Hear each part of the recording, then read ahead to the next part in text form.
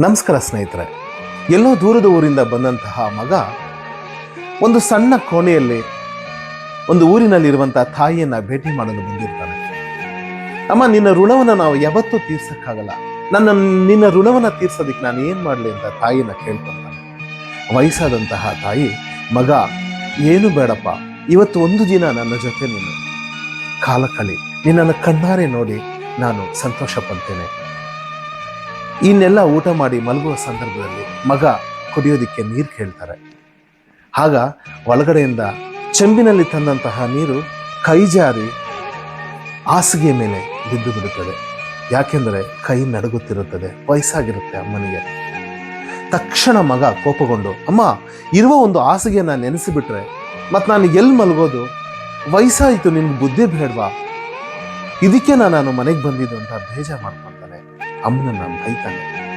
ಅದಕ್ಕೆ ಅಮ್ಮ, ಮಗ, ಯಾವತ್ತೋ ಒಂದಿನ ಮನೆಗೆ ಬಂದಿದ್ಯಾ, ಇಷ್ಟೊಂದು ಬೇಜಾರಕ್ಕಪ್ಪ, ನೀನು ಖುಷಿಯಾಗಿರೋದನ್ನ ನಾನು ನೋಡ್ಬೇಕು ಅಂತ ತಾನೆ ನಾನು ನಿನ್ನ ಜೊತೆ ಇವತ್ತಿರ್ಬೇಕಂದಿದ್ದು. ಒಂದು ಮನಸ್ಸಲ್ಲಿ ಇಟ್ಕೊ ಮಗ, ನೀನು ಹುಟ್ಟಿದಾಗಿಂದ 5 ವರ್ಷ ವಯಸ್ಸಾಗಿ ದೊಡ್ಡವನಾಗೋವರೆಗೂ ಪ್ರತಿನಿತ್ಯ ನೀನು ಉಚ್ಚೆ ಮಾಡಿಕೊಂಡು ನೆನೆಸ್ಬಿಡ್ತಾ ಇದ್ದೆ, ಒದ್ದೆ ಮಾಡಿಬಿಡ್ತಾ ಇದ್ದೆ. ಅದೇ ಹಾಸಿಗೆ ಮೇಲೆ ನಾನು ಮಲಗಿ ಒದ್ದೆ ಆಗದೆ ಇರೋ ಜಾಗದಲ್ಲಿ ನಿನ್ನನ್ನು ಮಲಗಿಸಿ ನಿನ್ನನ್ನು ಸುಖವಾಗಿ ನಿದ್ದೆ ಮಾಡೋದಕ್ಕೆ ಬಿಟ್ಟಿದ್ದೀನಿ ಕಣ. ಮತ್ತೆ ನೀನು ಅರ್ಧ ರಾತ್ರಿಗೆ ಆ ಜಾಗದಲ್ಲಿ ಕೂಡ ಇಚ್ಛೆ ಮಾಡಿಕೊಂಡು ನೆನೆಸ್ಬಿಡ್ತಾ ಇದ್ದೆ, ಒದ್ದೆ ಮಾಡಿಬಿಡ್ತಾ ಇದ್ದೆ.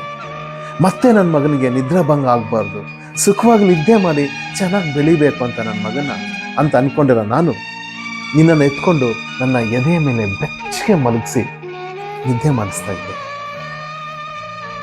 ಈ ಸಣ್ಣ ವಿಷಯಕ್ಕೆ ಯಾಕಪ್ಪ ಎಷ್ಟೊಂದು ಕೋಪ? ಮಗನಿಗೆ ಒಂದು ಕ್ಷಣ ಭೂಕಂಪವಾದಂಗೆ ಆಗ್ಬಿಡುತ್ತೆ. ತಾಯಿಯನ್ನು ಜೋರಾಗಿ ತಪ್ಪಿಕೊಂಡು